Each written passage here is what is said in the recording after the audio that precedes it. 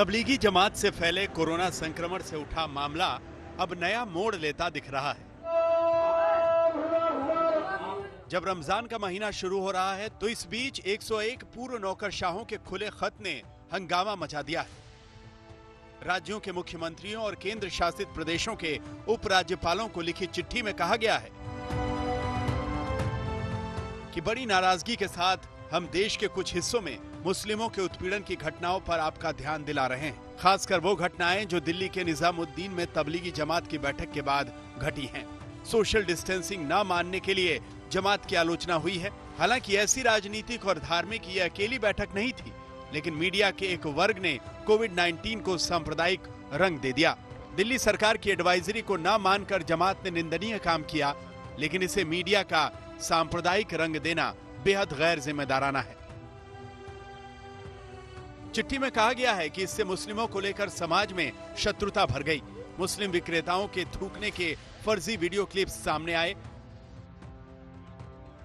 चिट्ठी में ऐसी कुछ घटनाओं का ब्यौरा है जिसमें मुसलमानों से कथित तौर पर भेदभाव हुआ। चिट्ठी इन घटनाओं को लेकर मुस्लिम देशों से भारत के संबंधों को लेकर भी आगाह करती है। बड़ी बात यह है कि यह चिट्ठी 23 अप्रैल को ही लिखी गई, जिस दिन कांग्रेस अध्यक्ष सोनिया गांधी ने CWC की बैठक में कहा था कि जब हमें कोरोना वायरस से एकजुट होकर लड़ना चाहिए, तब बीजेपी सांप्रदायिक भेदभाव और नफरत का वायरस फैला रही है। हमारे सामाजिक ताने बाने को बड़ा नुकसान पहुंचाया जा रहा है। सोनिया का बयान पालघर में 2 गेरुआधारी साधुओं की लिंचिंग पर उठे तूफान के मद्देनजर था। हालांकि सोनिया को बीजेपी ने जवाब देने में देर नहीं की थी। कांग्रेस समाज में जानबूझकर भेद तैयार कर रही है और ये भेद समाज को तकलीफ देता है। इसलिए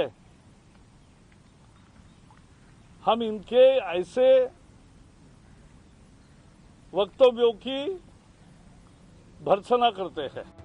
सांप्रदायिकता के मुद्दे पर सोनिया के बीजेपी पर सीधे हमले और 101 पूर्व नौकरशाहों की चिट्ठी से असहिष्णुता की बहस फिर से शुरू हो सकती है। आज तक ब्यूरो।